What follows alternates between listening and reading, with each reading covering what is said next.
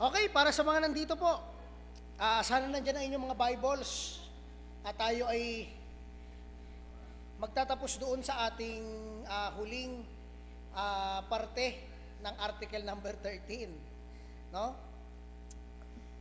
Ang ating pinag-aaralan sa bawat umaga ng linggo ay tungkol sa ang harmony ng batas at ng gospel. No? At napag-aralan natin ng mga previous Sundays kung ano nga ba ang batas at ano ang batas sa tao at ngayon naman, ano naman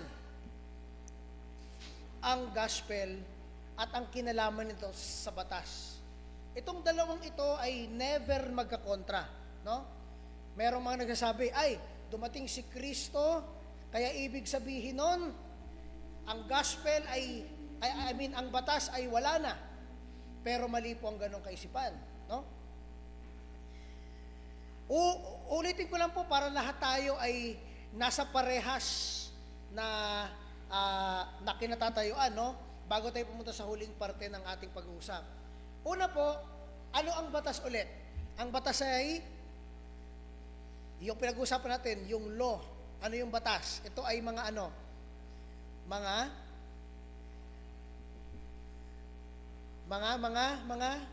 Ano yun? Nakalimutan na agad. Ang batas ay, syempre pag nakita kayo ng batas, tungkol saan yung batas? Para saan? Para nakalimutan na agad. Simplihan ko po para mas madali maintindihan. Pag nakarinig kayo ng salitang batas, ano yung naiisip nyo? Yan. Para yun saan? Ang batas ay para ano?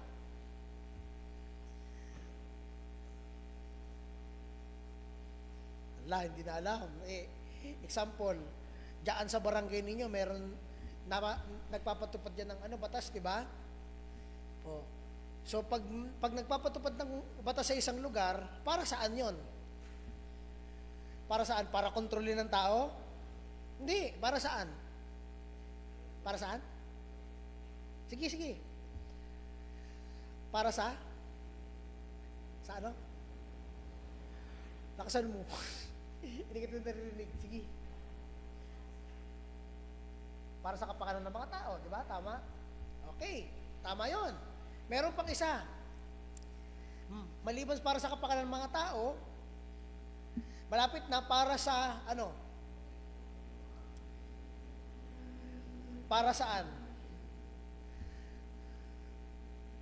Maliban sa kapakanan ng mga tao, para saan pa yung batas? Example, yung bawal magnakaw,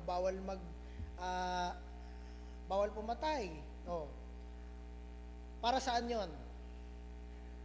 Kaligtasan, ano pa? Letter P. Para protektahan. Protection. Di ba?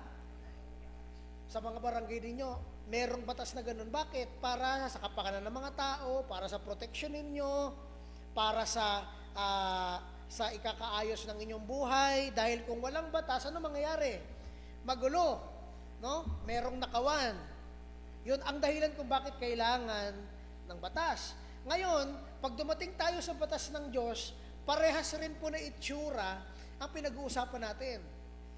Hindi po nagbigay ang Diyos ng batas para kontrolin ang tao, nagbigay ang Diyos ng batas para sa kapakanan ninyo.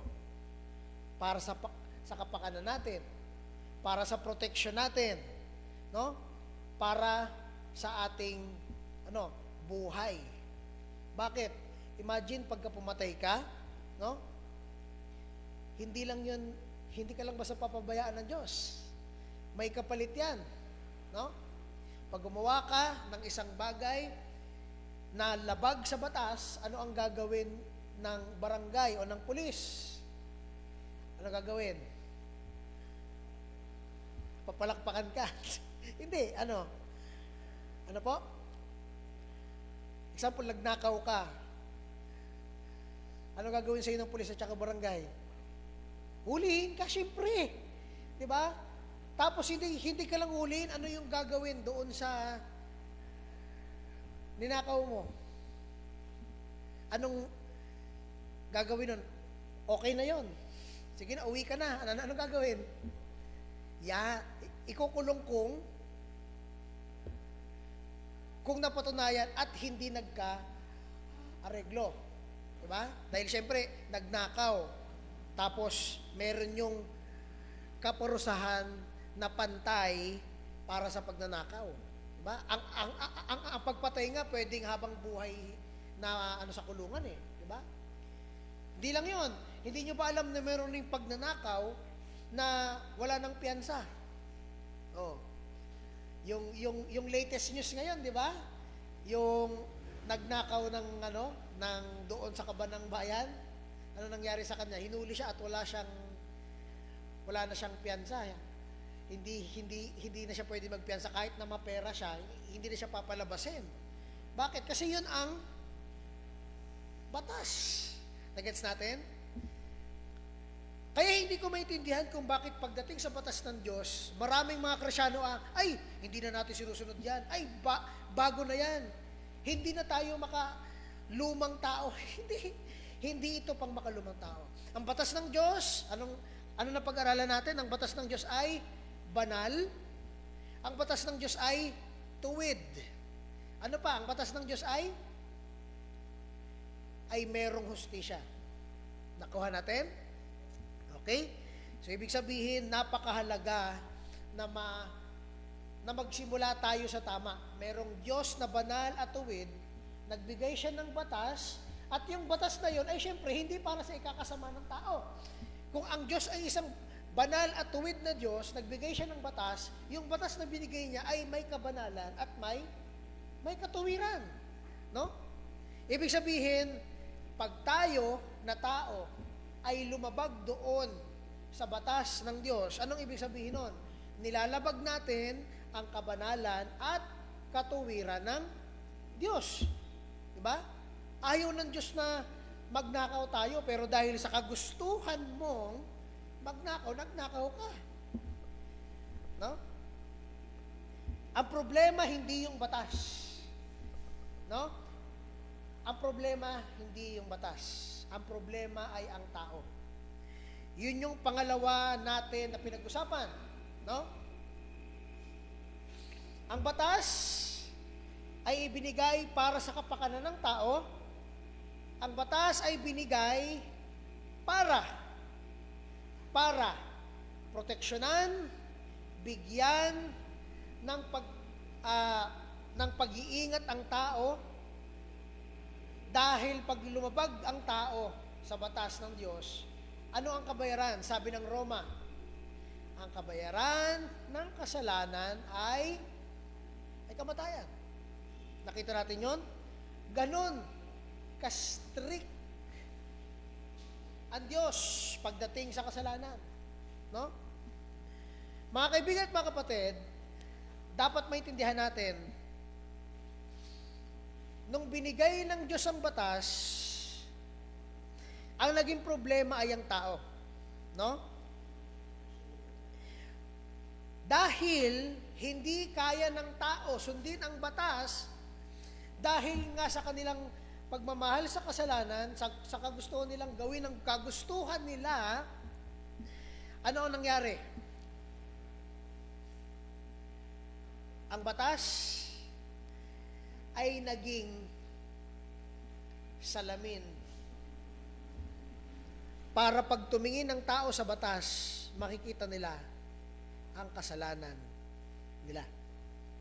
Okay? Wala nakaka-perfecto nung batas ng Diyos eh. Bakit? Bakit pa nagbigay ng tao? Bakit pa nagbigay pala ang Diyos, ibig ko sabihin? Bakit pa nagbigay ang Diyos ng batas na hindi kaya sundin ng tao? Actually, kaya sundin ito ng tao. Ang dahilan lang kung bakit hindi ito nasusunod ng tao ay dahil saan? Kung naalala niyo na pag-usapan natin, bakit hindi masunod-sunod ng tao ang batas ng Diyos? Hindi nagbigay ang Diyos ng imposible. Hindi nagbigay ang Diyos ng imposible sundin. Posible siya sundin. Ano ang naging problema? Hindi problema ang batas. Ang problema, mas mahal ng tao ang kasalanan kesa sa sumunod sa Diyos. So hindi natin sinasabi na hindi natin kaya sundin yung batas. Kaya natin sundin, pero dahil mahal natin ang kasalanan, hindi natin masunod-sunod ang batas. So, hindi tayo binigyan ng Diyos ng inability. Okay, ibibigay ko tong batas na hindi nyo kaya sundin. Hindi. Ibinigay ng Diyos ang batas para malaman ninyo ang tama at kung ano ang kabanalan, ano ang tuwid. Pero dahil nga, mas mahal ng tao ang kasalanan, hindi nila masunod-sunod ang batas. Kaya, ang naging itsura natin sa harapan ng Diyos ay ganito. Imbis na tayo ay sumunod sa batas, ang batas ay naging salamin para maipakita ang ating mga kasalanan. In-expose ng batas ang kasalanan natin. Yun ang naging problema. Kaya, ang konklusyon natin dito, naniniwala tayo na ang batas ng Diyos ay ang eternal, unchangeable rule ng kanyang moral government. Ibig sabihin, pag gusto nyo malaman ang gusto ng Diyos at ayaw ng Diyos, saan kayo titingin? Saan kayo titingin? Sa Bible. Anong parte ng Bible ang titingnan ninyo? Kung gusto nyo makilala, malaman ang gusto at ayaw ng Diyos. Saan? Sa story ni David? Sa story? Hindi. Saan ka titingin? Sa utos ng Diyos. Dahil yon ang sinusunod rin ni Haring David. Kung bakit nung siya ay nagkasala, dinurog ng Diyos ang kanyang pamilya. Bakit? Kasama sa batas ng Diyos ang huwag mangangalunya. Nakuha natin? Kasama rin sa batas na thou shall not covet thy neighbor's wife. Ano yung kinuha niya? Asawa nung kanyang general. Di ba? Tumingin tayo sa standard ng Diyos sa moralidad. Dahil doon, nagbibigay ng pagbabangga ang Diyos sa ating mga kasalanan. Mga kaibigan at mga kapatid, lahat ng mga karakter sa Biblia ay binangga ng Diyos sa kanyang Ten Commandments. No? Kahit na sa New Testament. Okay? Ibig sabihin, doon sa ating mga napag-usapan, ang banal at tuwid na batas ng Diyos ay nakapagbibigay linaw sa kung sino siya. Pangalawa, pinapakilala ng banal at tuwid na kautusan ng Diyos kung sino tayo. Nagets natin? Okay? Ulitin ko. Una, ang ginagawa ng batas ng Diyos, pinapakilala kung sino ang pinagmulan ng batas na yon. Isang banal at tuwid na Diyos. Pangalawa, ang ginagawa ng batas ng Diyos, pinapakilala ang tao bilang hindi matuwid at hindi banal. Nakuha po ba natin yung dalawang simpleng summarization ng napakahabang pag-uusap natin before? Okay? Kaya ngayon, ito ang tanong ko sa inyo bago tayo mag-start ngayong umaga. Kung ang batas ng Diyos ay banal at tuwid, nagpapakilala kung sino ang Diyos, at nung binangga tayo, yung mga ginawa natin sa batas, nakita natin na tayo ay lumabag sa batas at hindi na nga natin siya magawa, nilabag pa natin siya.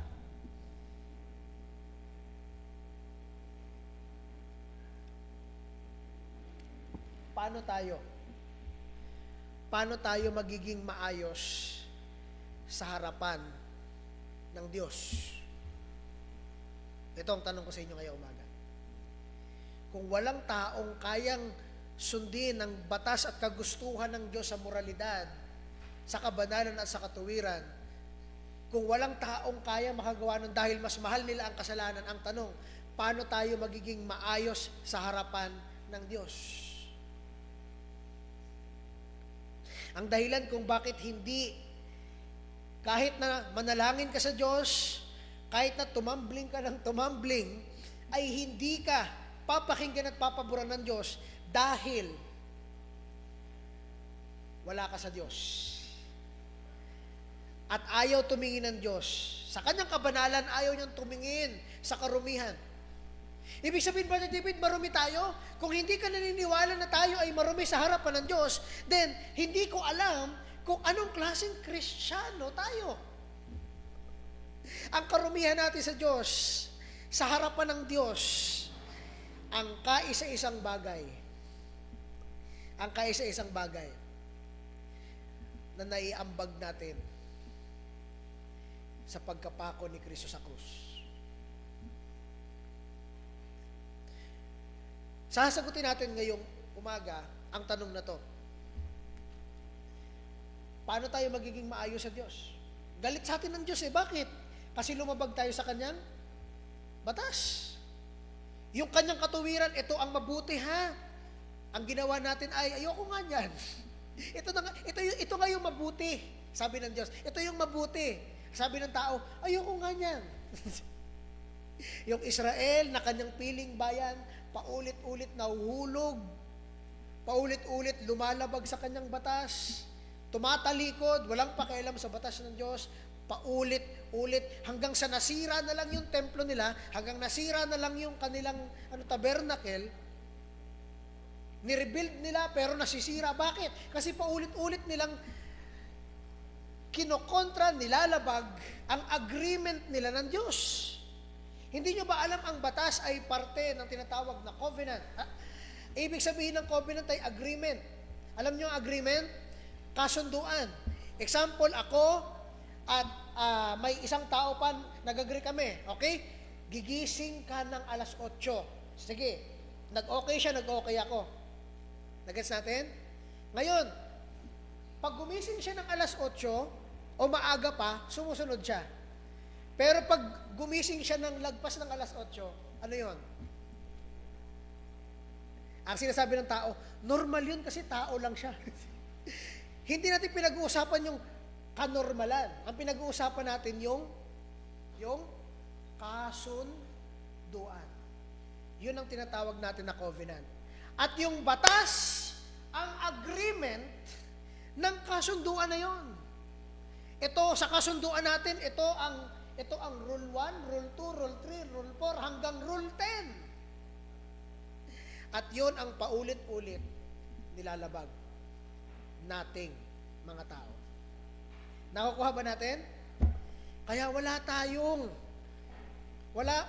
pwedeng ipagmayabang. Lahat tayo ay mga rebelde sa harapan ng Diyos. Kaya yun yung tanong ko sa inyo. Paano tayo magiging maayos sa harapan ng Diyos kung hindi natin kayang sundin ang batas, hindi natin kayang sumunod sa agreement natin sa Diyos, no? Yung binigay ng Diyos na dapat gagawin, hindi natin magawa, paano tayo magiging maayos sa Diyos? Hindi pa natin pinag-uusapan ng kaligtasan dyan. Dahil at the first place, lahat ng lumabag sa batas ng Diyos ay may karapatang kaparusahan. At nabasa natin sa Roma, ang kabayaran ng kasalanan ay kamatayan. Anong ibig sabihin nun? Lahat tayo ay may kapahamakan sa kamatayan.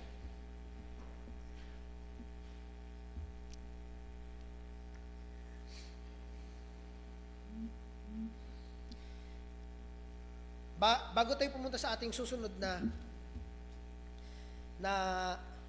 point, ang ating final 2 points para sa lesson na to.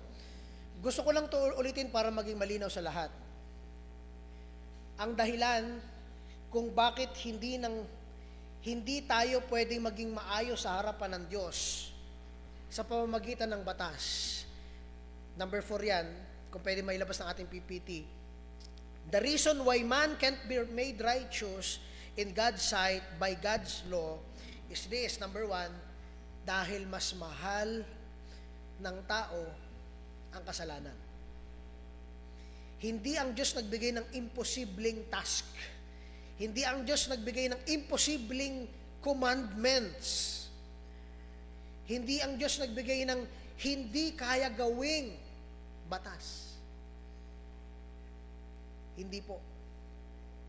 Hindi yung batas ang problema, hindi yung Diyos ang problema ay tayo.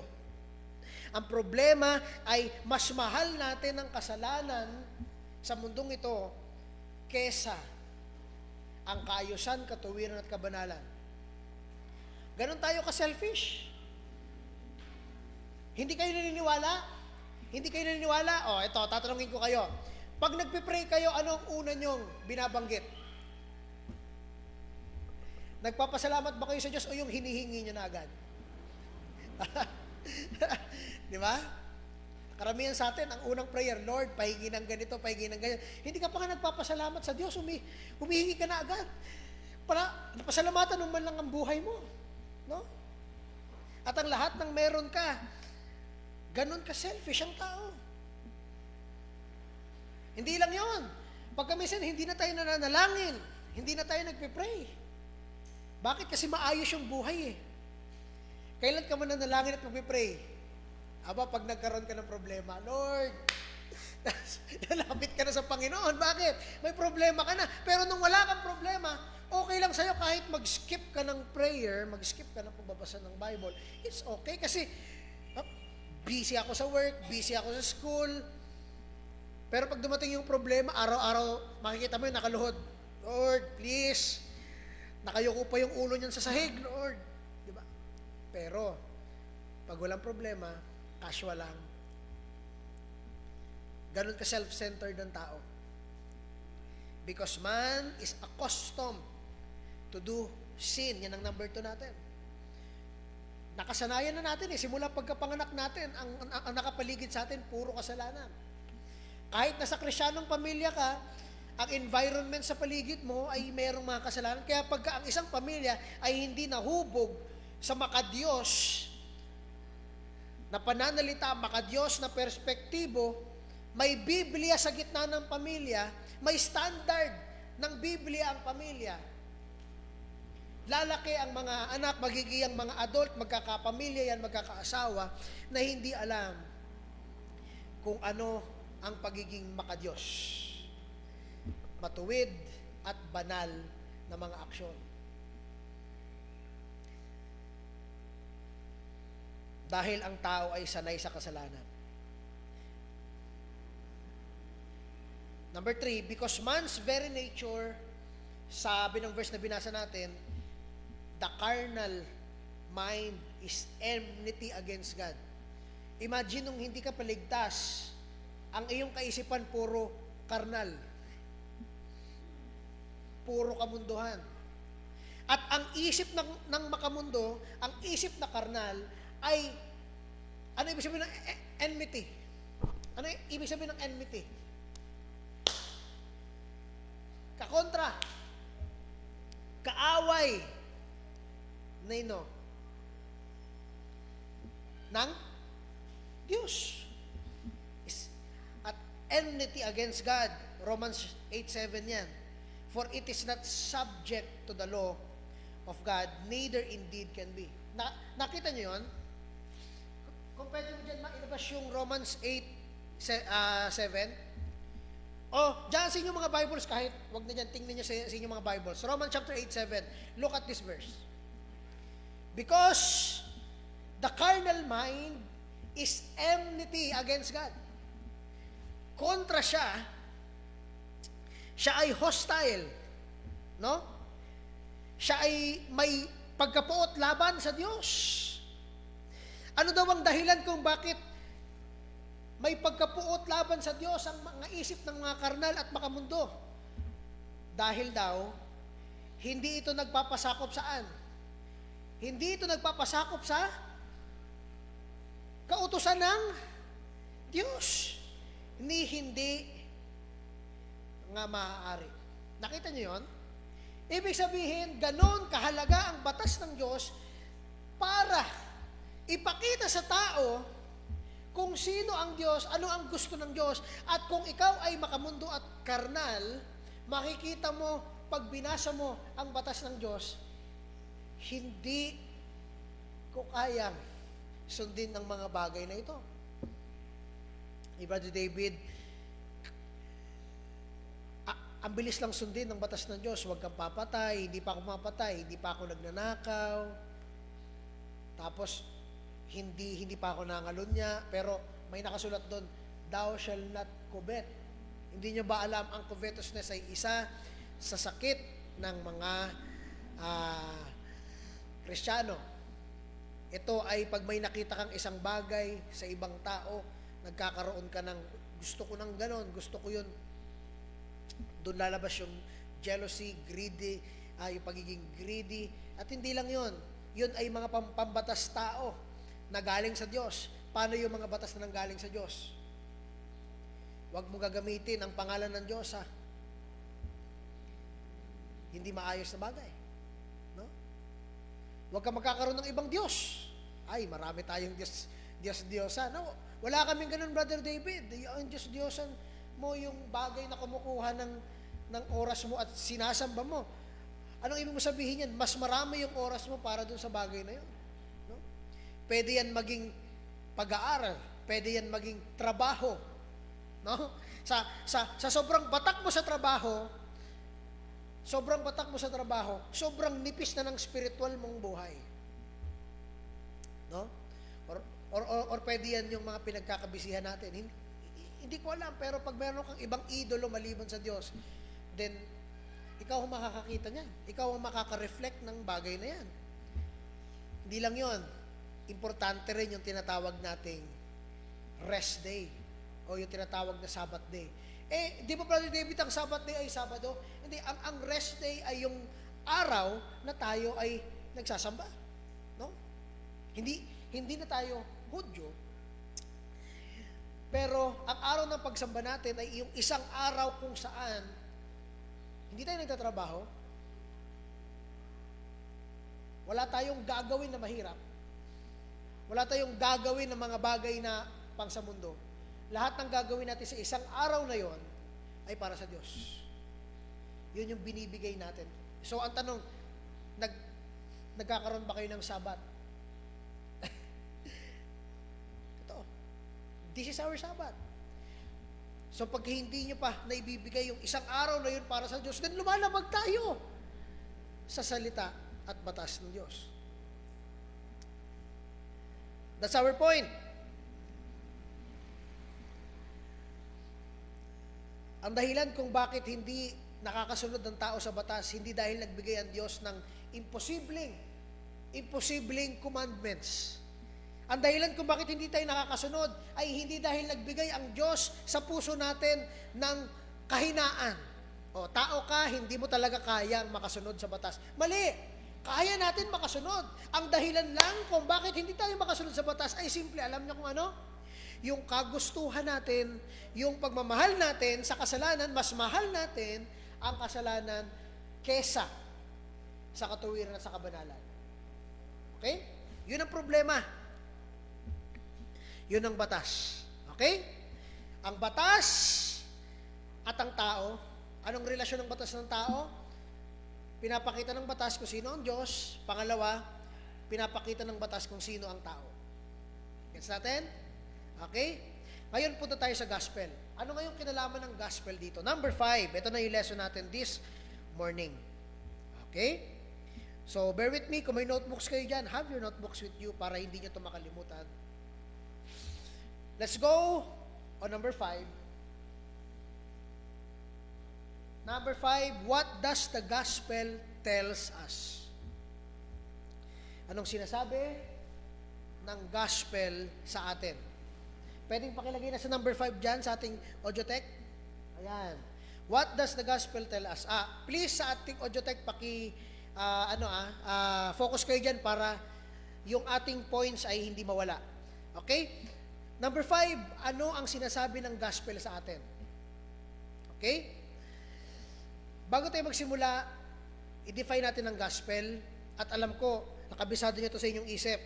Ang gospel ay ang kamatayan, pagkalibing, at pagkabuhay nino ng Panginoong Hesukristo natin. Okay? Ano ang goal ng kanyang kamatayan? Bakit siya namatay? Para saan? Guys, basic ito. Pag ito nagkamali kayo kung bakit namatay si Kristo delikado tayo dito. So ang question, ano ang purpose ng kamatayan ni Kristo? Sige. 39, sige po. Ano ang purpose ng kamatayan ni Kristo?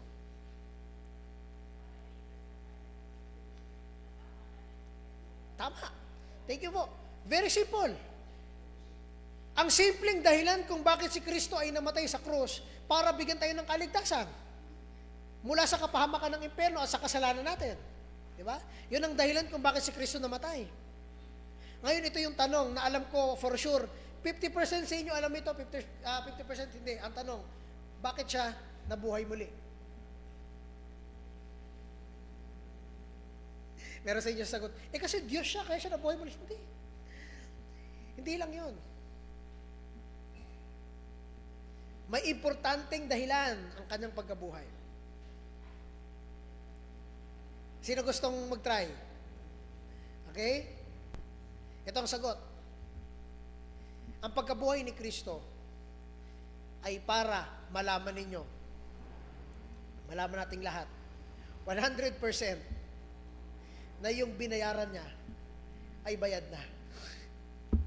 Ito yung resibo. Ito yung, kumbaga pag bumili ka, bibigyan ka ng resibo, ito na yung binayaran. Bayad na siya. Paid. Ang pagkabuhay niya ay kasiguraduhan na ang ating paniniwala sa Kanya ay hindi sayang. Na yung paniniwala natin sa Diyos, pag naniwala ka sa Kanya, maliligtas ka kasi bayad yung iyong kasalanan. Yung hindi mo kayang bayaran, binayaran ni Kristo sa krus ng Kalbaryo. At yun ang dahilan kung bakit ang resurrection ay mahalaga. Ano ulit ang gospel? Yung buhay ko na binago. Hindi yun ang gospel. Baka ngayon, pag nag-share kayo ng gospel, ang kinikwento nyo pa rin yung buhay nyo, ha? Pag naligtas sila sa buhay mo, ikaw yung Kristo. No? Ay, sige, papamember ako sa inyo kasi nakakabago pala ng buhay. Hindi. Hindi rin yung simbahan. Hindi rin yung pastor, hindi rin yung mga leaders dito, hindi yung Baptist, hindi yung iba-ibang church, hindi. Hindi yun ang nakapagliligtas. Hindi rin nakakaligtas na masaya sa church na to. Hindi rin nakakaligtas na tayo ay nag-a-attend everyday sa church. Everyday, grabe na sa church ka everyday. No? Hindi yun nakakaligtas. Ang sabi ng Biblia, may isa lamang daan sa kaligtasan. Sabi ng 1:13-16, pagkat mahal ng Diyos ang sanlibutan, na binigay niya ang kanyang bugtong na anak, na kung sino man ang manampalataya, saan? Manampalataya sa Kanya, na siya ay Diyos, na binayaran yung kasalanan natin. Imbis na ikaw ang patayin, siya yung namatay para sa iyo. Kung sino man ang maniwala doon sa ginawa niya, natapos na gawa. Tinulungan ka niya, binayaran niya yung mga kasalanan, at nagtiwala ka sa ginawa ni Kristo. Ang sabi ng Biblia, ano daw? Thou shall have, ano yung kasunod? Eternal life. Ang buhay na binibigay ng Panginoong Kristo ay dahil sa bayad na buhay. Yung buhay niya para sa buhay mo, ang kamatayan niya para sa buhay mo. Yun ang gospel. The death, burial, and resurrection of Jesus Christ. Ang goal nito, para mabayaran ang mga kasalanan natin dahil hindi natin kayang bayaran yung kasalanan na ginawa natin. Alam nyo ba ang consequence ng kabayaran o yung kabayaran ng kasalanan ng isang tao? Alam nyo ba ang consequence nun? Ito ang consequence. Haharap ka sa galit at hustisya ng Diyos. Nagagalit pala ang Diyos? Yes. Saan? Sa kasalanan. Kaya hindi biro. Hindi biro ang kasalanan. Pagkakala natin, okay lang magkasala. Hindi. No? So ngayon, ito ang gospel. Ang tanong, ano yung sinasabi sa atin ng gospel patungkol sa batas. Hindi nyo ba alam na yung mga Israelita, ito yung isa sa mga sakit nila kung bakit hindi sila lahat naligtas. Konti lang yung naligtas sa mga Israelita nung panahon ni Pablo. Ito yung sakit kung bakit hindi sila lahat naligtas. Buksan natin mga Bibles on Romans chapter 10. Simulan natin from verse 1 to verse 4. Okay? Romans chapter 10, verse 1 to verse 4. Diyan na kayo, say amen. Amen. Babasahin ko verse 1 at sundan natin. Sabi sa verse 1, okay? Ito, di-review ko pa ito talaga kagabi kasi importante dito yung detalye dahil nung una ang nabasa ko lang talaga dito yung verse 4 kasi yun yung ating point verse. Pero nung binasa ko yung verse 1, ulit nung itong previous at saka pag-review ko kagabi, ito yung nakita ko. At gusto ko rin na makita nyo itong nakita ko na ito. Sabi sa verse 1 ni Pablo, "Mga kapatid, ang nais ng aking puso at ang dalangin ko sa Diyos alang-alang sa kanila ay ang sila ay maligtas." Gusto pala ni Pablo na maligtas ito, sila. Sino yung sila? Yung Israel. Okay? My heart's desire and prayer to God for Israel is that they might be saved. Ito yung puso ni Pablo. Bakit? Ako'y makapagpapatotoo na sila'y may may sigasig. May zeal sila. Meron silang sigasig. Talagang masipag sila. Nandoon yung kanilang kagustuhan. Para sa Diyos. Nakita niyo yung word na ginamit? They have a seal of God. Meron silang sigasig para sa Diyos. Subalit, ito yung problema. Subalit hindi ayon sa kaalaman. Anong ibig sabihin nun, Brother David? Hindi siya according sa purpose at kagustuhan ng Diyos.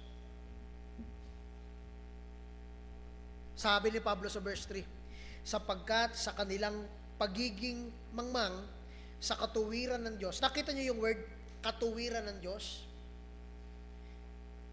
At sa pagsisikap nilang maitayo ang sariling pagiging matuwid, ay hindi sila nagpasakop sa pagiging matuwid ng Diyos.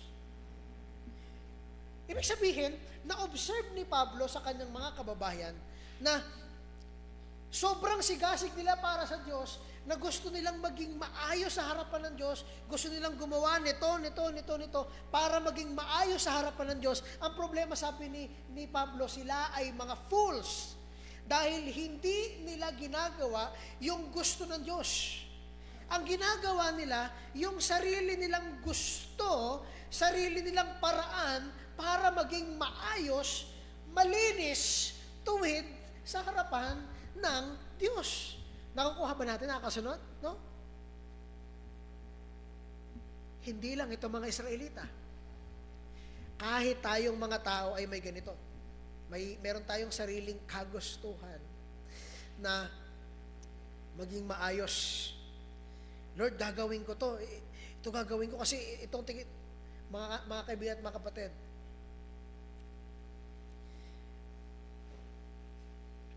Di ito nagkakaroon ng problema ang maraming Kristiyano. Bakit? Kasi nagtitiwala sila sa ginagawa nila.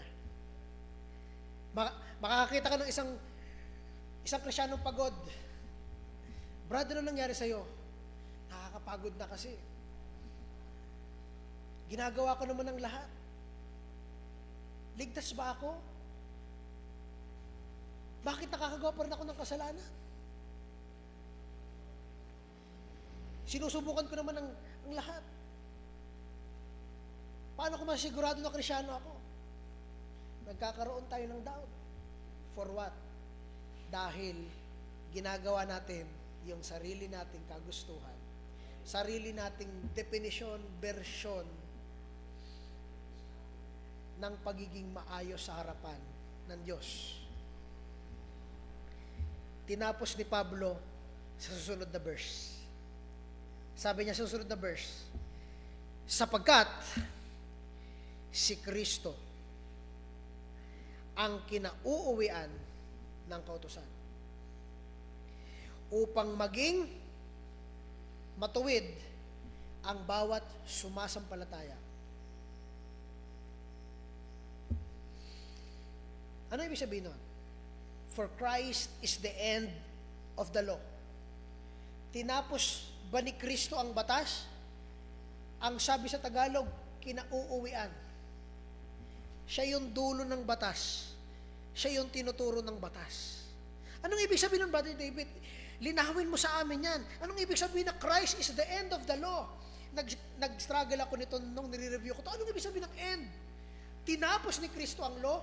Yes and no.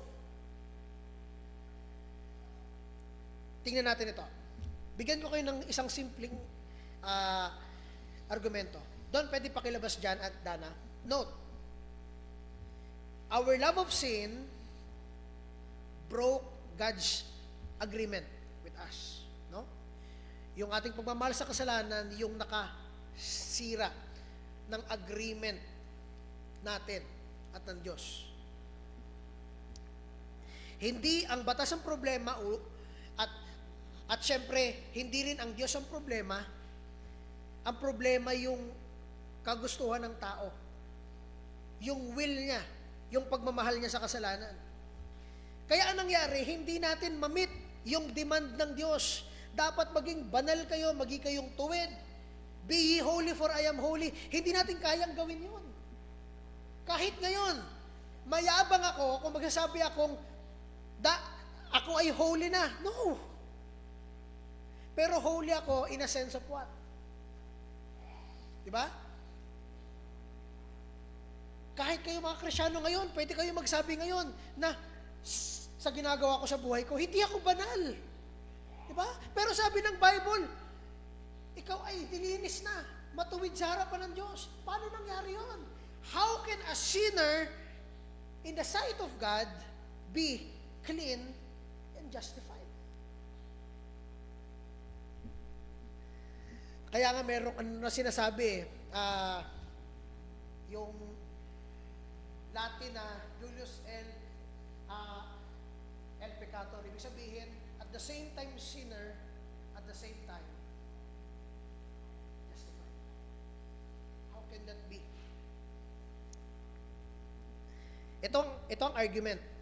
Ibibigay ko sa inyo at basahin nyo ito mabuti. If we cannot follow God's law. Diyan na ba? Sige, next. Hindi pala kasunod yung ating PPT. Next. Sige.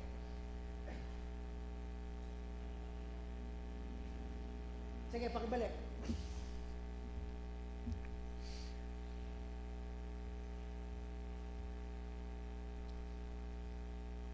Okay, pakisulat na lang nito doon.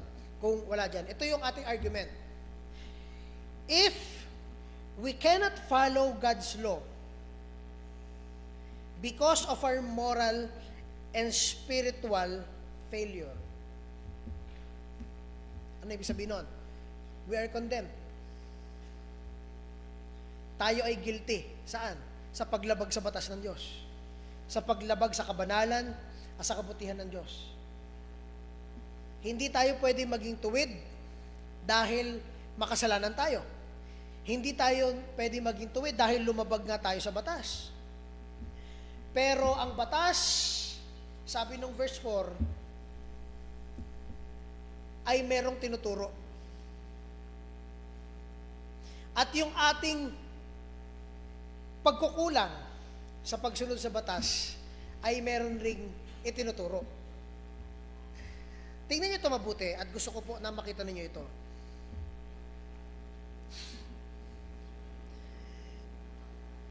The law and our failure leads and points doon sa isang tao sa Biblia na ang sabi ng Biblia, sinunod niyang batas, hindi siya nagkasala, and at the same time, tinapos niya yung tradisyonal na pagsunod sa batas. Itong tatlong bagay na ito ay makikita natin sa Panginoong Jesucristo. Anong ibig mo sabihin, Brother David? Hindi si Kristo pwedeng magbayad ng kasalanan kung siya ay isang makasalanan.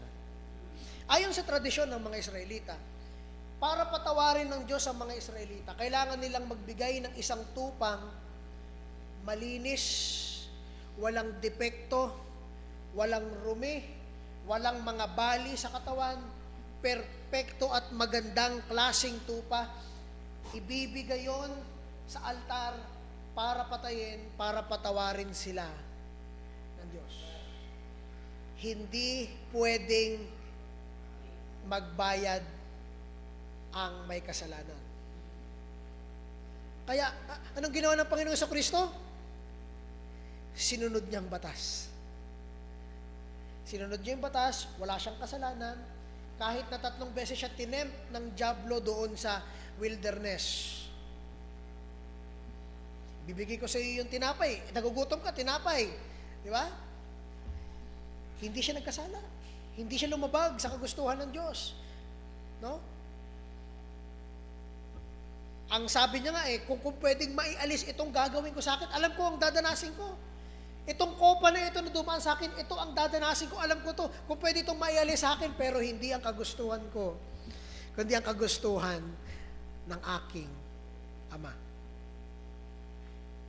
Doon pumasok ang Panginoong Jesucristo. Yung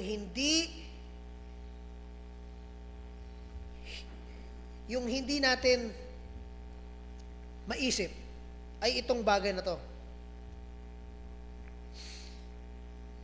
Nung namatay siya sa krus, siya ay namatay hindi bilang isang malinis.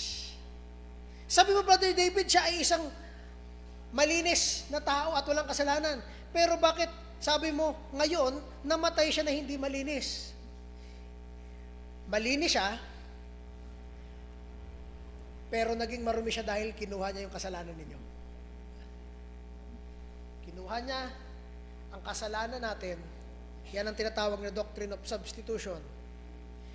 At yung kalinisan niya, inilipat sa iyo. Do you see that? Mga kaibigan at mga kapatid, kaya walang maayos na isip na Kristiyano ang mag-iisip na okay lang magkasala dahil sa kaligtasan pa lang natin, yung kalinisan ni Kristo ay ipinalit sa karumihan ko. Nung namatay siya sa krus, dinurog siya doon ng Diyos. Winasak si Kristo, bit-bit yung kasalanan ng bawat isa sa atin ng mga maliligtas. Mga kaibigan at mga kapatid, wala tayong ni isang naiambag sa ginawa ni Kristo sa krus. Lahat yun ay buhat niya. Buhat niya yung kasalanan mo. Ang goal niya ay para ang tao ay mabayaran ng kasalanan at sa mata ng Diyos Ama maging malinis. Paano yun nangyari ulit? Yung kasalanan mo inilipat kay Kristo, yung kalinisan ni Kristo inilipat sa iyo. Ang pagkakaiba lang, ikaw hindi namatay, si Kristo winasak. Dala ang kasalanan mo. Namatay siya para mabuhay ka. At nung nabuhay siya muli, yun ang kasiguraduhan na ikaw ay may buhay kasama ng Panginoong Jesucristo. Kaya kung sino man ang mananampalataya sa Kanya, sabi ng Biblia, ay maliligtas. Walang question yun. Letter A, at alam ko nakita nyo naman ito. God's way of righteousness is Jesus Christ. Wala nang iba. Kung gusto mo maging maayos sa harapan ng Diyos, hindi reliyon, hindi tradisyon. Ang kailangan mo ay si Kristo. Ang kailangan natin, yung makapagbibigay sa atin ng kompletong linis, hindi lang panlabas. Letter B. What the law could not do, Christ did. Let's open our Bibles now on Romans chapter 8, verse 1 to 4. At gusto ko po makita inyo, napakaganda ng Romans. Talagang sa lahat ng mga books, ito talaga ang nasa puso ko, itong book ng Romans. Kasi diyan mo makikita na walang sinasanto ang Diyos, kasalanan, at wala nang ibang makapagliligtas maliban sa Panginoong Kristo. Napakalinaw ng gospel sa Romans. No? Romans chapter 8, verse 1 to 4. Are you there? Say amen. Amen. Sabi sa verse 1, gusto ko pong tingnan nyo ang mga Bibles ninyo. Kung may Tagalog kayo, much better para maintindihan ninyo verse 1. Ngayon nga'y wala nang ano daw? Kahatulan. Wala nang kahatulan sa mga kanino? Na kay Kristo. Hindi niya sinabing sa mga Baptist, sa mga Protestant, sa mga Christian. Hindi. Sinabi niya wala nang kahatulan saan? Sa mga na kay Kristo. Ganun kalinaw. No? Sa mga na kay Kristo. Ano ibig sabihin ng wala nang kahatulan? Ibig sabihin, wala nang naghihintay sa inyo na kapahamakan ng impyerno, kahatulan dahil sa inyong mga kasalanan, dahil daw kayo ay nakay Kristo. Anong ibig sabihin na nakay Kristo ka na? Ganito lang yung kasimple. Pag nakay Kristo ka na, ibig sabihin, namatay ka ng kasama ni Kristo. Anong ibig sabihin nun? Nanampalataya ka kay Kristo. Pag nanampalataya ka kay Kristo, ang sabi doon, maliligtas ka. Ligtas ka na, papatawarin ka, at higit sa lahat, ikaw ay bibigyan ng buhay. Yun ang sabi ng Biblia. At sabi dito sa verse na ito, dahil hindi tayo kayang matulungan ng sarili nating mga pamamaraan, wala na tayong ibang pagkakatiwalaan. No? Kung meron yung isang, kwento di ba? Sisingitan ko lang ng isang kwento napagbigyan nyo na ako sa buong pag-aaral natin, isang kwento lang ang ikikwento ko sa inyo. Okay. Ito yon. Merong isang tatay at na magaling siya mag-acrobatics, no? Ibig sabihin, siya ay nakakatawid sa isang lubid, tapos may hawak pa siyang karitela, no? Nakakatawid siya sa isang lubid. Ngayon, yung kanyang anak ay nagkaroon ng pagkakataon na tumawid doon sa lubid. Okay? Nabigyan siya ng opsyon. Meron dito isa na magaling rin tumawid ng lubid, o yung tatay mo na magaling rin tumawid ng lubid. Ang tanong ko sa inyo, sino ang pagkakatiwalaan niya doon sa dalawa? Siyempre, tatay niya. Kasi yun yung kanyang, yun yung kilala niya. Di ba? Yung isa, kahit na sinabi mo na magaling yun, na tumawid ng lubid, hindi ko yung kilala eh. Baka ano mangyari sa akin pagka doon ako sumama? No? Ibig ko sabihin, ay ganito kasimple. Sino pagkakatiwalaan mo sa buhay mo? Sarili mo o si Kristo? Kahit nga ako ngayon, hindi ko sigurado ang sarili ko kung maayos ba ako sa harapan ng Diyos eh. Di ba? Nag-i-struggle tayo everyday to be right with God. Pero kung meron akong pagkakatiwalaan, si Kristo ang pagkakatiwalaan ko, hindi sarili ko. Dahil alam ko ang sarili ko is prone to sinning. Alam kong ako ay mahina pagdating sa kasalanan. At ang masasandalan ko lang, ang mayayakap ko lang ay si Kristo. Mga kaibigan at mga kapatid, doon tayo sumandal sa kilala nating makapagliligtas sa atin. Hindi yung ating sariling kagustuhan. Yun yung sabi sa verse 1, there is no condemnation to them that are in Christ Jesus, who walk not after the flesh, but after the Spirit. Verse 2, sapagkat ang kautusan ng Espiritu ng buhay na nakay Kristo Jesus ay, ano daw? Ay nagpalaya sa atin mula sa kautusan ng kasalanan at ng kamatayan. Napakaganda ng peace na yan. Bakit? Kung anong ginawa ni Kristo para sa inyo, hindi lang niya binayaran yung kasalanan natin, pinalaya niya pa tayo sa kasalanan. Hindi na tayo ngayon pwedeng kontrolin ang kasalanan kasi may choice ka na. Alam mo ng kasalanan ay kasalanan, pwede ka nang tumanggi. In-expose ng batas ang kasalanan natin at sa gospel, nagkaroon tayo ng kasagutan sa imposiblihan sumunod sa kasalanan. Ano yon? Binigyan tayo ng kaligtasan, binigyan tayo ng pagpapalaya, at ito yung pinaka-importante, yung repentance, hindi ito mawawala. Binago ni Kristo ang isip mo sa kasalanan. Kung dati okay lang sa'yo, ngayon, alam mo, kasalanan pala sa harapan ng Diyos. Gagawin mo ba? Bilang Kristyano, hindi na.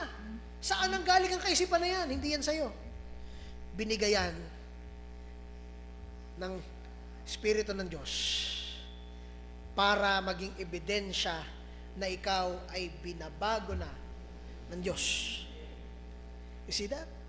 That's repentance.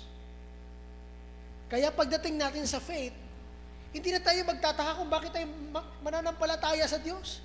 Hindi natin ginustuhan, kundi nalaman natin, wow, Lord, makasalanan pala ako, kailangan kita. It's God who helps us to come to faith. Verse 3. Ito yung ating point, no? Sapagkat ang hindi magawa ng kautusan, yamang ito ay pinahina ng laman, ay ginawa ng Diyos sa pagsusugo sa kanyang sariling anak sa anyo ng makasalanang laman. At tungkol sa kasalanan ay hinatulan niya ang kasalanan sa laman. Hinatulan ng Diyos ang kasalanan. Ang tanong, namatay ba tayo? Hindi. Kasi kahit ilang beses ko ito ulitin, hindi tayo ang nagdusa para sa kasalanan natin. Si Kristo ang nagdusa para sa kasalanan natin.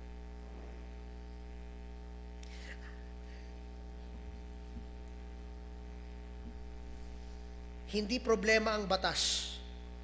Ang problema, yung matigas nating puso, we reject control or rule ng Diyos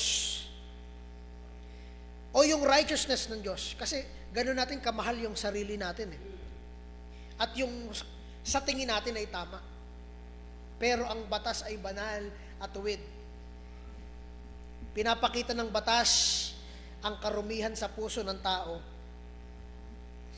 In-expose ng batas ang pagiging makasalanan ng tao at ang deserving na kaparusahan ng tao. Pero instead, ang nakatanggap ng condemnation o ng kaparusahan ay ang Panginoong Hesukristo. Kung iisipin natin yung word na ito, I mean yung statement na ito, Christ died for you. Ang ibang explanation ng ibang mga Kristyano ay ganito. Si Kristo ay namatay sa iyo kaya manampalataya ka. Pero pag tinanong mo, kilala na ba ni Kristo yung mga taong kung para kanino siya mamamatay? Hindi nila yung masagot. Dahil lang sabi nila, malalaman lang yun pag nanampalataya ka. Doon tayo hihiwalay ng interpretasyon. Dahil naniniwala tayo sa simbahang ito, nung namatay si Kristo sa krus, nakikita niya yung mga mukha ninyo, yung mukha ko. Bit-bit niya yung kasalanan natin doon sa krus. Kilala niya kung sino ang ililigtas niya. Kilala niya kung sino yung mga kasalanang babayaran niya sa krus. At walang labis, walang kulang, binayaran niya lahat yon.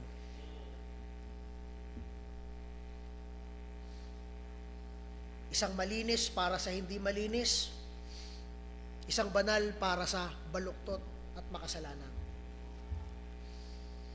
Ang tawag doon sa ginawa ni Kristo is hindi dapat sa'yo na pabor. Yun ay hindi dapat sa'yo ibigay na pabor. Hindi yun dapat sa'yo ibigay, pero binigay sa'yo. Yun ang punto. Ang tawag doon ay grace. Grasya ng Diyos. Hindi dapat sa'yo, pero binigay sa'yo. Bakit hindi dapat? Kasi nga makasalanan ka, ha? Kung ikaw galit sa kapitbahay mo, reregaluhan mo pa ba siya? Siyempre hindi. Pero, ganun ang itsura natin sa Diyos. Galit ang Diyos sa atin, pero alam niyo yung binigay niya sa atin? Yung anak niya. Nakita niyo yun? Wala tayong pwedeng ipagmayabang. Nagrebelde tayo sa Diyos, nilapastangan natin ang batas ng Diyos, pero niregaluhan niya pa rin tayo ng kanyang anak. Ganun, kagrabe ang pagmamahal ng Diyos para sa atin.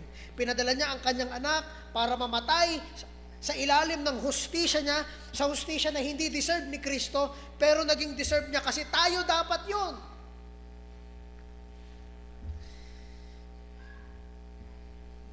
Namatay si Kristong guilty. Namatay si Kristong makasalanan. Pero hindi dahil guilty siya at makasalanan siya, kung hindi dahil guilty tayo, guilty ako at makasalanan ako, kaya siya namatay.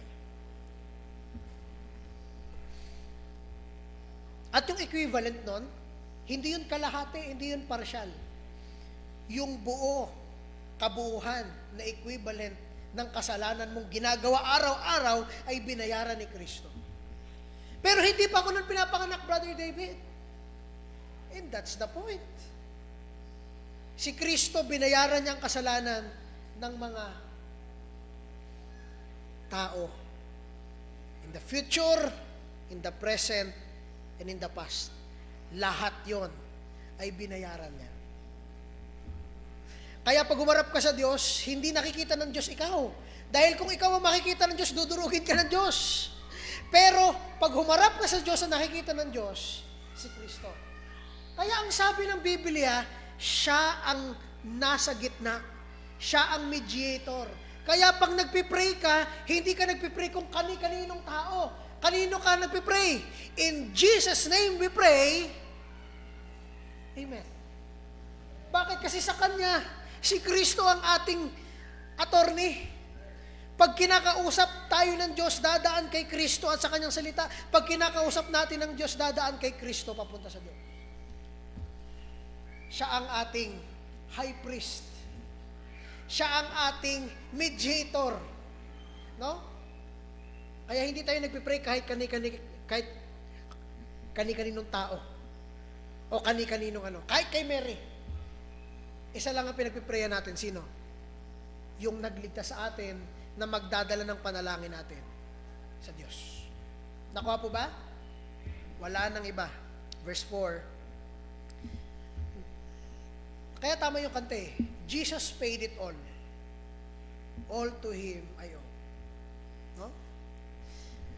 At dahil ginawa yun ni Kristo, sabi sa verse 4, upang ang makatuwirang itinatakda ng kautusan ay matupad sa atin na hindi lumalakad ayon sa laman, kung hindi ayon sa Espiritu.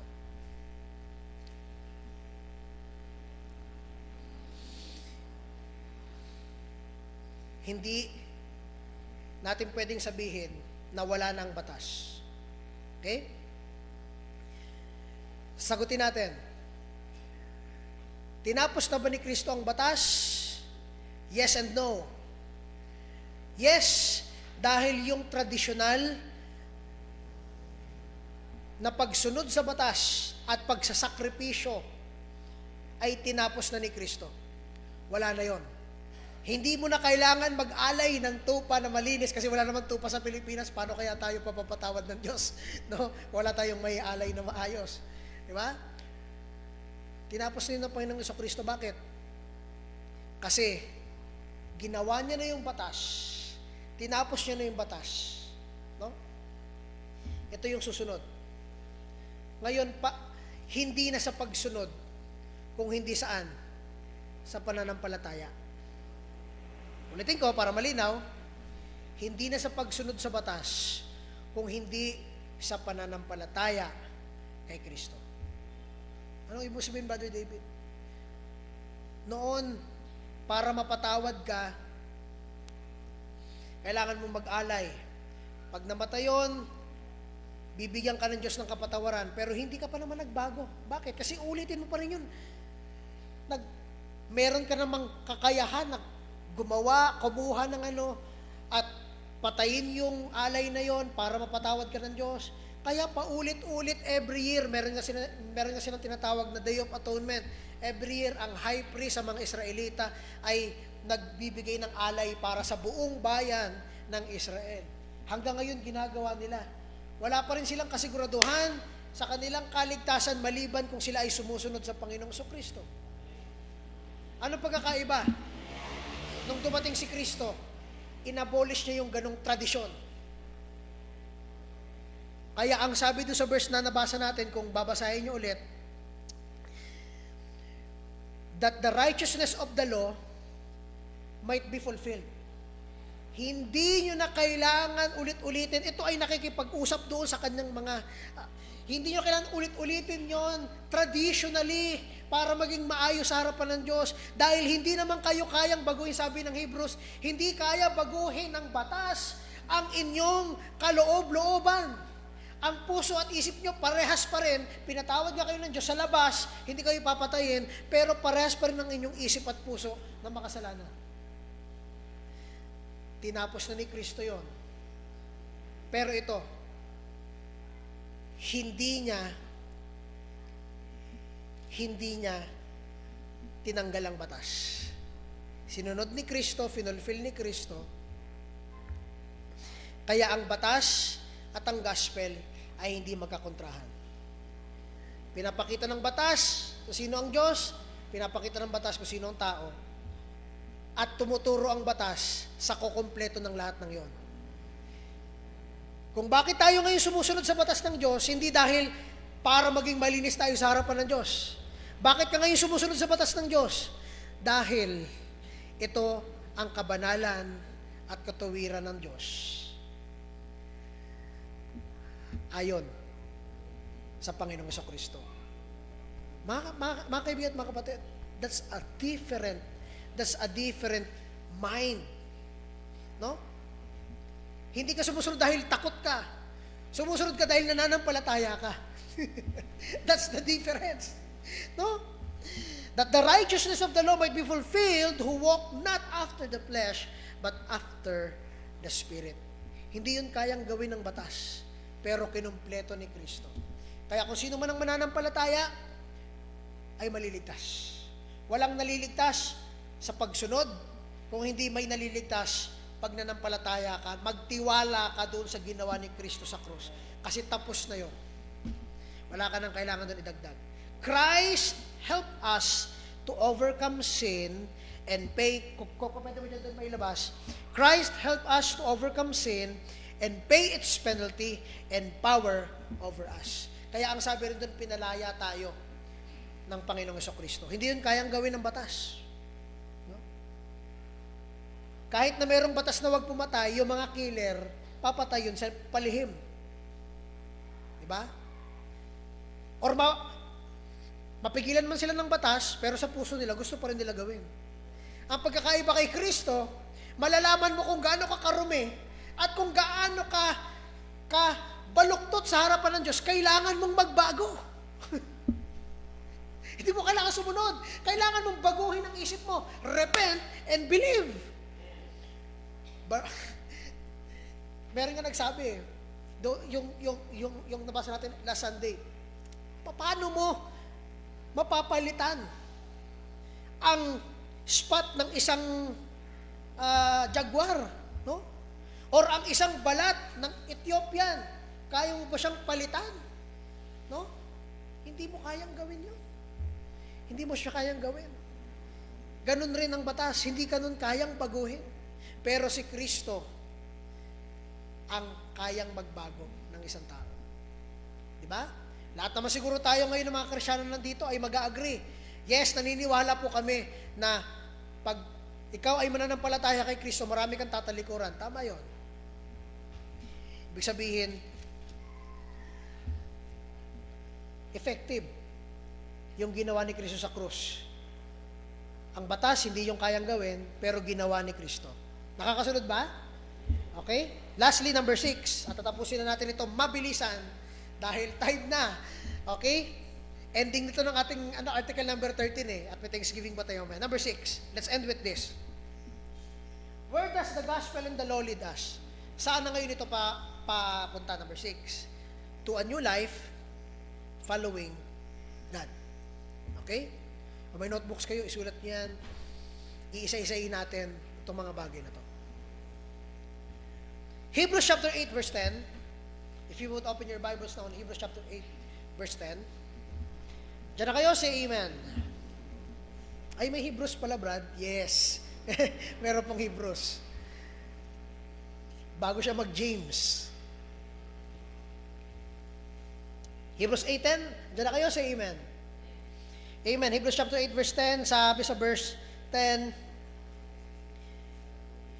ito ang tipang aking gagawin sa sambahayan ni Israel. Anong sabi ng Panginoon? Pagkatapos ng mga araw na iyon, sabi ng Panginoon, ilalagay ko ang aking mga kautusan saan? Kasabay ko ba kayo nagbabasa? Saan daw ilalagay? Yan. Ilalagay ko ang aking mga kautusan sa kanilang pag-iisip at isusulat ko ang mga iyon sa kanilang mga puso. At ako'y magiging Diyos nila at sila'y magiging bayan ko. Law in their mind and write it in their hearts.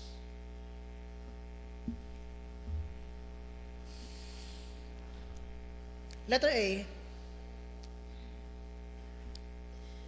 saan tayo dinadala ng gospel at ng batas? Dinadala tayo nito sa isang bagong buhay na pagsunod sa Diyos. Pero hindi ka pinabayaan ng Diyos at sinabi, sige, bahala ka na, niligtas na kita. Hindi. Pagkatapos natin malaman ng batas, na-correct tayo ng batas, nalaman natin makasalanan tayo, at nakilala natin ang solusyon sa hindi pagsunod natin sa batas, ang solusyon sa ating kapahamakan na si Kristo, yun ang gospel. Ano na ngayon? Ang bagong buhay na to.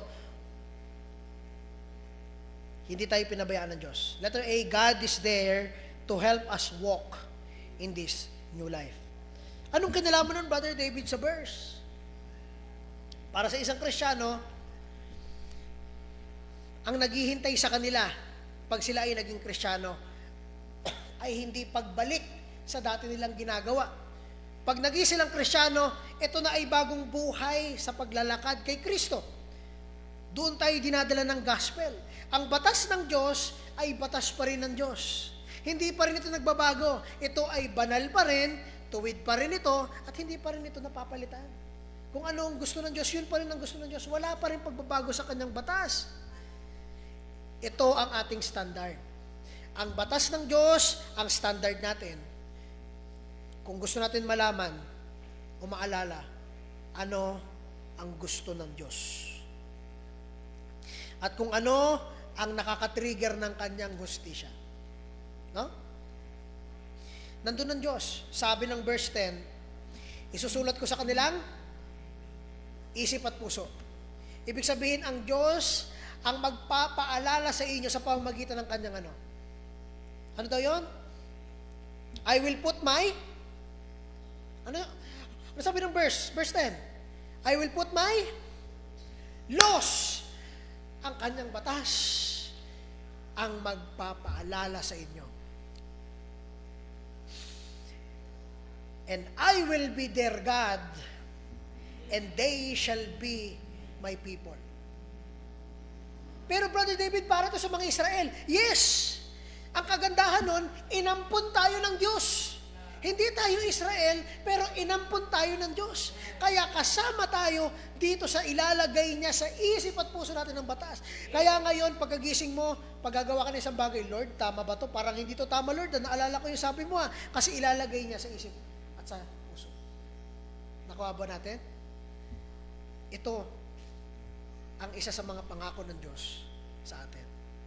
Letter B, hindi lang nagtatapos sa pagtulong ng Diyos sa isip at sa puso sa isang tao, kundi Jesus established the church to help us walk in this new life. Ito ang isang bagay na kailangan ninyong maintindihan. Hindi lang sapat na Kristiyano ka, kung hindi dapat kung isa kang Kristiyano, ikaw ay nakakabit sa isang community na binuo ng Diyos sa lugar na yon. Yun ay parte ng katawan ng Diyos. And that's what we call the church. Matthew chapter 16, verse 17 to 18. Sabi sa verse 16, sumagot si Jesus at sinabi niya, mapalad ka, Simon, na anak ni Jonas, sapagkat hindi laman at dugo ang nagpahayag nito sa iyo, kundi ang aking Ama na nasa langit. Dahil ang sabi niya ni Peter na si Kristo ay Diyos.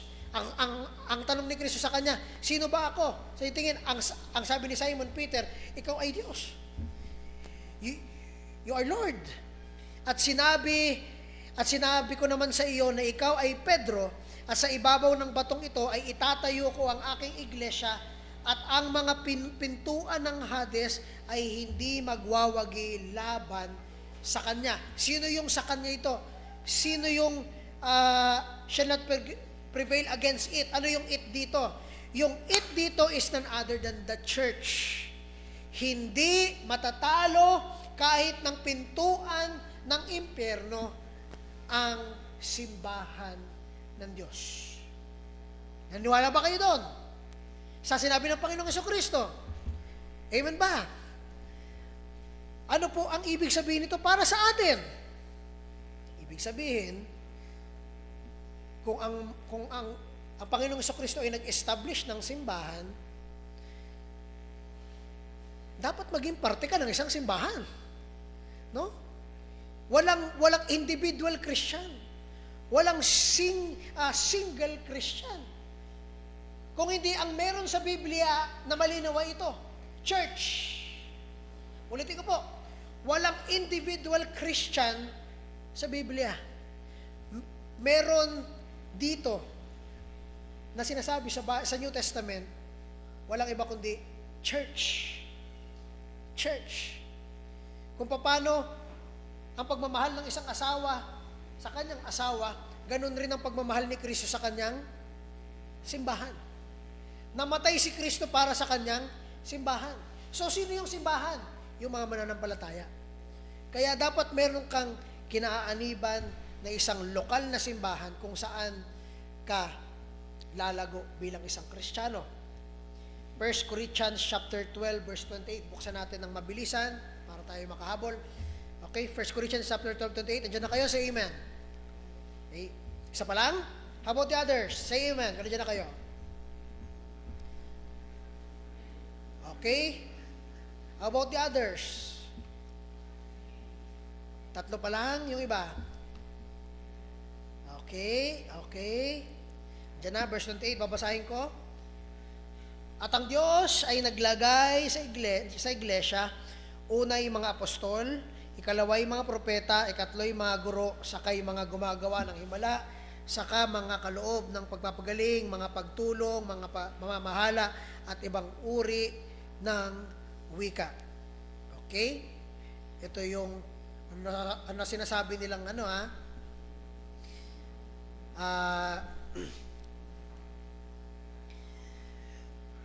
diyan sa verse na yan, ito yung na sinasabi nilang binigay ng Diyos sa kanyang simbahan. So kung naglagay siya doon ng mga magtuturo, anong ibig sabihin nun? Kung naglagay siya ng magtuturo, merong,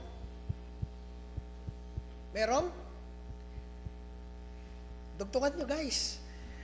Pag may magtuturo, merong, yun. Ano ibig sabihin nun? Ang isang Kristiyano dapat nasa simbahan para matuto ng salita ng Diyos. Nakuha natin? Okay? Yun ang dahilan kung bakit ang church, ang ating Sunday services is very important. 6 days para sa iyong secular na buhay, secular na pag-aaral, secular na pagtatrabaho. Isang araw para sa Diyos. Ibigay nyo na sa Kanya isang araw na yun. Amen po ba? Amen. Amen ba? Lakasan nyo kung nag-agree kayo. Alaga. Okay, nakita ko yung mga nag-agree ha. Kasi kung gusto nyong lumago, kung gusto nyong mag-level up from grade 1 to high school, saan ka papasok? Sa eskwelahan. Kung gusto mong lumago sa pagiging Kristiyano mo, saan ka papasok? Sa church. Amen po ba? Amen. Okay, amen. Lastly, letter C. At mag-close tayo dito. A change of pursuit. Letter C, pakilabas po dyan ng ating EVTech. At dyan tayo magtatapos. A change of pursuit. Not demanded by the law, but transformed by the gospel. Hindi tayo nagbago dahil takot tayo sa batas. Nagbago tayo dahil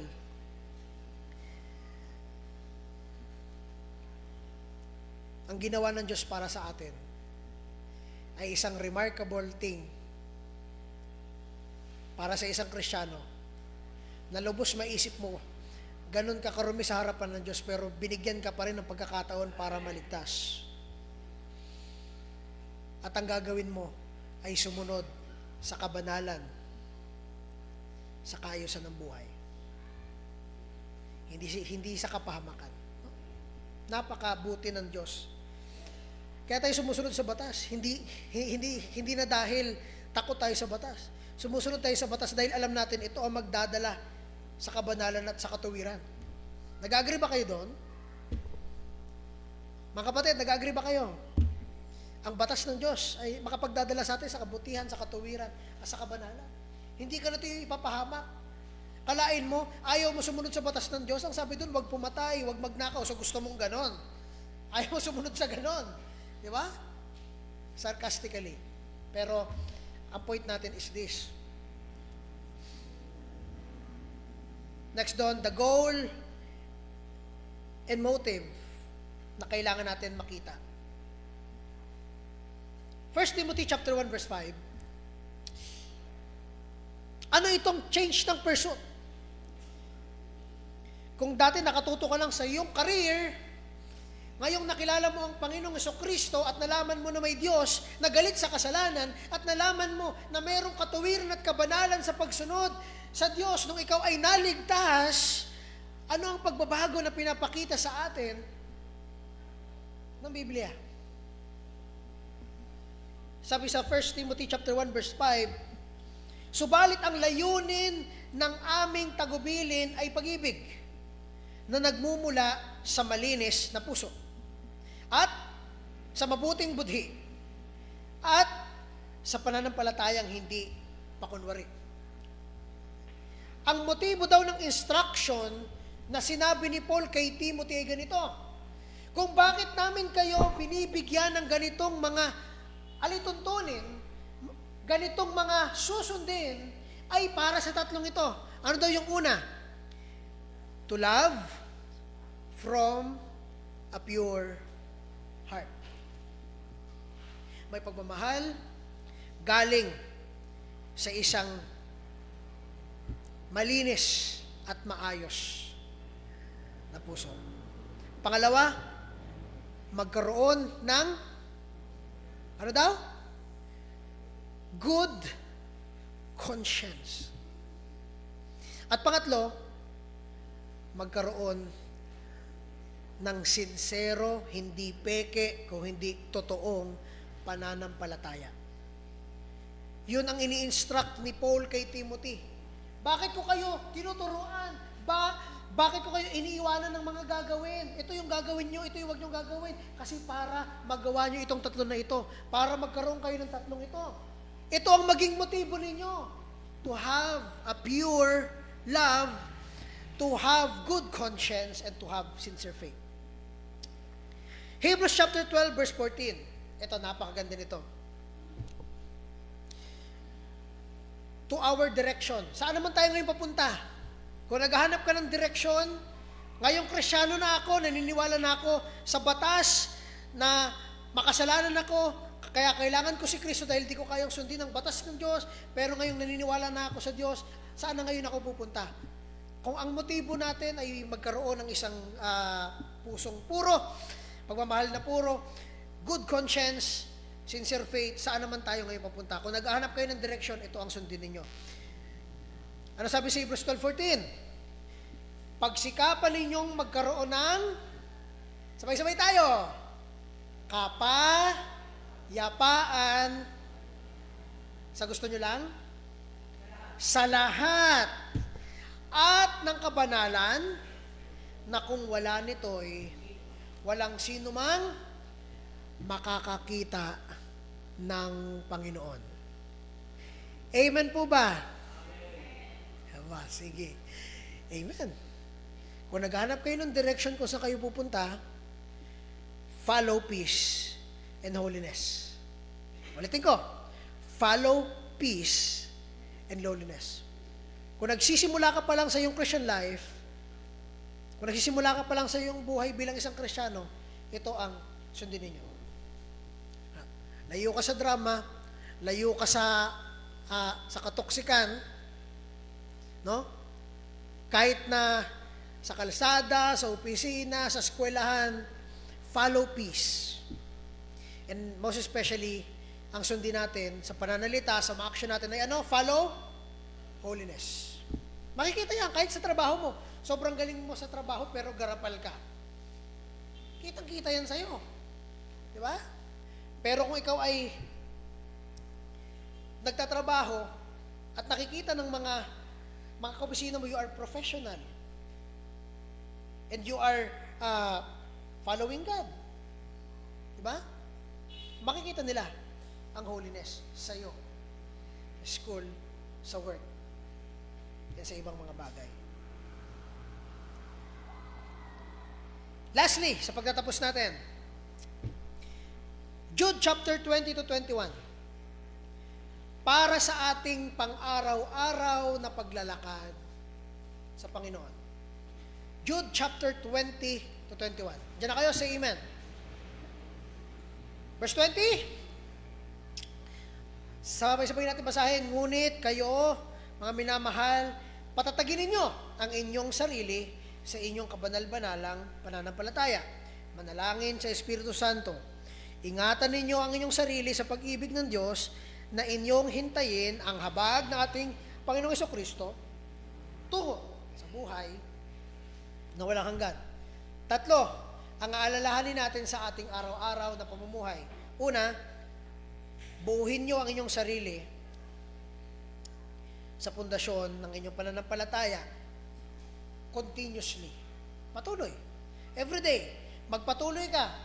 Magbasa ka ng Bible, kilalanin mo ang Diyos, alamin mo ang gusto at ayaw ng Diyos, lumayo ka sa kasalanan, at patuloy na manalangin sa Holy Spirit. Pangalawa, manatili tayo sa pagmamahal ng Diyos. Paano kayo, Brother David, gagawin na manatili sa pagmamahal ng Diyos? No? Ibig sabihin, kung gusto mo manatili sa pagmamahal ng Diyos, ayusin mo ang sarili mo everyday. No? Bakit? Kasi ang favor ng Diyos ay nandoon sa mga sumusunod sa Kanyang mga statutes, commandments. Diba? If you love me, keep my commandments. Abide in me and I in you. Gets natin? Nakaupo ba natin? Hirap naman yan, Brother David. Oh, talaga, kung gusto mong makaalis sa kasalanan, then be discerning sa mga bagay na ito. Lastly, waiting and looking forward to the mercy of Christ that bring us to eternal life. Ano itong pinakahuling nito? Yung pinakahuling point na ito ay laging nakatingin sa pangako ng Diyos. Waiting and watching. Lord, thank you sa araw na ito. Naghihintay ako sa iyong pagbabalik.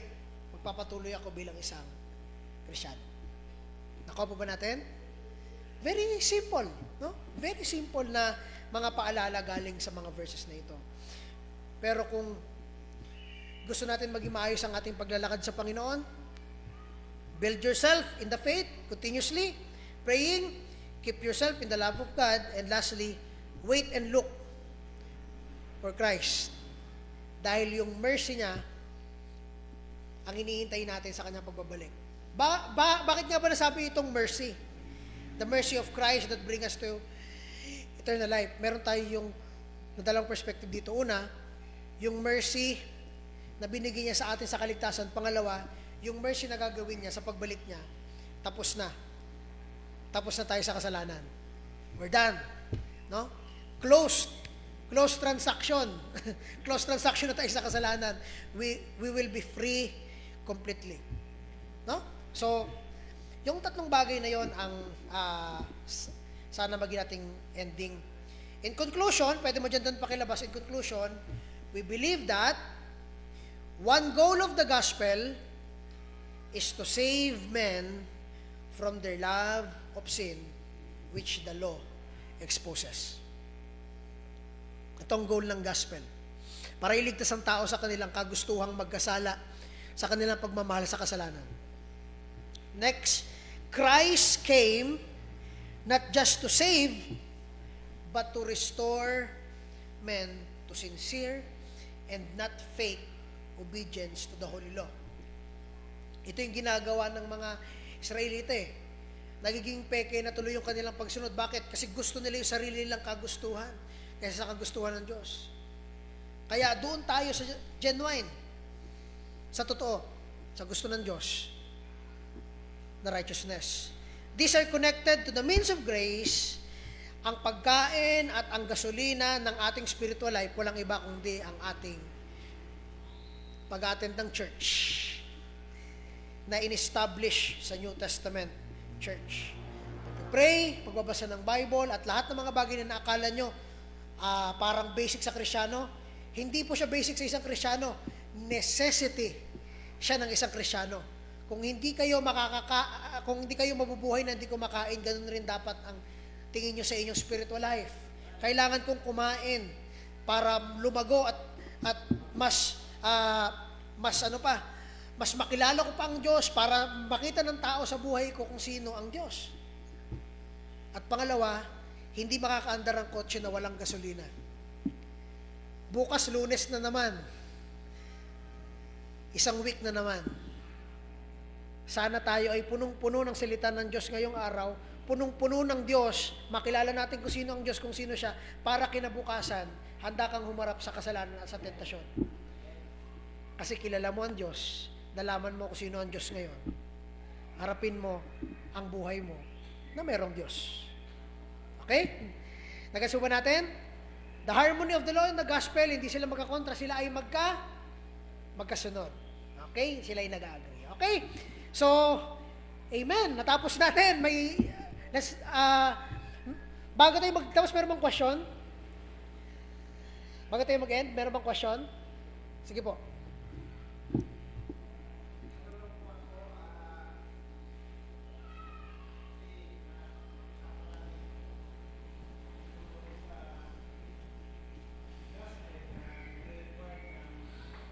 Pagdalo ng mananampalataya sa simbahan. Magandang umaga po. Alam natin na ang pagdadalo sa simbahan, hindi po attendance yan, na kaya ka nadalo ng simbahan dahil nakakahiya kay brother o kay sister o kay pastor. Kaya ka umati ng simbahan ng gawain ng Panginoon para lumago sa pananampalataya. Yun po yung goal ng isang Kristiyano, na kaya ka umatin ng pananambahan para lumago ka at malaman mo yung batas ng Panginoon at ipamuhay mo yung salita ng Diyos. Ang tanong ko po doon, kasi may nakausap po ako lately lang po, na in-invite ko sa church, tapos ang katwiran niya, pareho lang man yan lahat ang itinuturo sa inyo eh. Nabasa ko na nga yan ang Biblia. Oh, ang interpretation niya, nabasa ko na nga ho yung Biblia niyo eh. Ang itinuturo sa amin at Biblia niyo, pareho lang yan. Oh, ang tanong ko po doon, base doon sa kanyang pamumuhay, hindi man nag-reflect yung, sabi niya, nabasa na nga niyang Biblia yung Biblia ang itinuturo sa atin, ay nabasa na rin niya. Kasi isa lang man daw eh, ang Biblia. To make the story short, hindi na ako nakipag-argue doon. Kung ganun ba ho, sige po, basta kayo po, inanyayahan ko po kayong baka pwedeng ma-invite sa church at makapakinig man lang ng salita ng Panginoon. Ang sagot niya, may sarili daw silang Biblia at nabasa na niya ang Biblia niya. Kaya alam niya, kaya nga daw siya hindi nagawa ng masama eh. Puro kabutihan ang ginagawa niya. Ang tanong ko po, ang ganun bang klaseng prinsipyo ng tao na sa tingin niya ay kumbaga, nabasa na nga daw niya ang Biblia eh. Pero hindi, doon sa lifestyle niya, wala kang makikitang changes sa buhay niya. Ang tanong ko lang po doon ay, yun ba maituturing na sarili niyang kadunungan, o nagyayabang lang siya dahil doon sa sabi nating may pera din siya. Ano man lang ako, ordinaryong mamamayan. Okay. Okay po, nagets ko naman po yung ano nyo. Pero ito, wag na natin siya ipunta doon sa status na hindi. Pasimplihan lang natin, ganito po. Okay. Let's use yung statement niya na nabasa niya na yung Biblia. Very simple lang naman. Meron kasi mga tao talaga na pagdating sa kanilang sarado. So, ito magiging nating metrics. Okay? Unang-una, never tayong pipilit ng kahit sino. Pangalawa, lahat ng tao ay dapat alam natin na accountable sa kanilang mga ginagawa. Okay?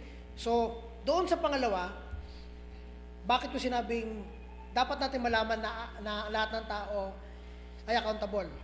Kasi hindi ikaw ang makakapagbago ng kanyang buhay. At pangalawa, siya yung nakakakita. Sabi niya, nagbasa na siya ng Bible, ginagawa niya yung ganito. Na-observe mo, hindi mo siya mababago doon. Kasi yun ang kanyang buhay. Pero sabi niya, nagbabasa siya ng Bible, wala siyang excuse sa Diyos. Accountable siya nun sa Diyos. So, doon na tayo sa pangatlo. Pero ang choice na to ay mailalagay sa'yo. Hindi tayo maghuhusga, hindi rin tayo kasi accountable sa Diyos, pero ito yung pangatlo. Kung malapit ka po doon, or kaibigan mo yon, yung na-observe mo sa kanya, at dahil nagbabasa siya ng Bible, o di dapat parehas kayo ng pagkakaintindi ng Biblia, pwede mo siyang i-rebuke gamit ito. Okay? So, yun tatlong yun ang pwede natin maging measure sa ganung bagay. Pero yung kung ano yun ba natin na tama ba o mali yung prinsipyo niya, kasi ang sabi niya, nagbabasa siya ng Bible, o di guaranteed na dapat parehas tayo ng binabasa. O di, pag may nakita ko mali, pwede mo siya doon i-review kasi parehas ka kayo ng binabasa. Ngayon, pag kinontra niya yung pag-correct mo, ibig sabihin, hindi kayo parehas ng binabasa. Hindi niya talaga nabasa yung Hindi ko naman yung yan Bible. naikuan. Ang intention ko lang doon na dahil ang prayer ko sa Panginoon na nawa naman makapagdala ng kaluluwa sa Panginoon. Opo. Ang intention ko lang doon, in-invite ko lang siya na baka siya, kasi hindi naman kahit na alam niya na Kristiyano tayo, nagbabasa tayo ng Biblia, yun lang kagad yung unang pasada niya, nabasa ko na lahat yung Biblia na yan. Opo. Oo. Which is, Kaya salamat sa advice. Opo. Doon nga tayo, Brad, mag-ano kasi nabasa niya lahat. O di, good yun. Kung nabasa niya lahat, that's good. Tapos sinabi niyo, okay yun. So, dapat pares tayo ng pagkakaintindi. Dahil kung hindi, something's wrong. Thank you po. Salamat. Okay, thank you very much. Okay, wala namang question? Okay, kung wala na, let's all stand and let's close our Sunday school para tayo makapunta sa ating worship. At tuloy-tuloy na tayo, Brother Raymond. No? Let's pray. Lord Heavenly Father, we thank you sa aming pong fruitful and productive na discussion. We ask and pray na kayo, Panginoon, na mag-lead sa aming thanksgiving, kayo, Lord, ang mapurihan, kayo ang may taas, kayo, Lord, ang makilala, at kayo, Panginoon, ang makita sa buhay ng bawat isa. Salamat, Panginoon, ibinabalik namin ang kapurihan sa inyong pangalan, at kayo, Panginoon, ang makita, wala nang iba. Sa pangalan ni Jesus, sa aming tagapagligtas, Amen.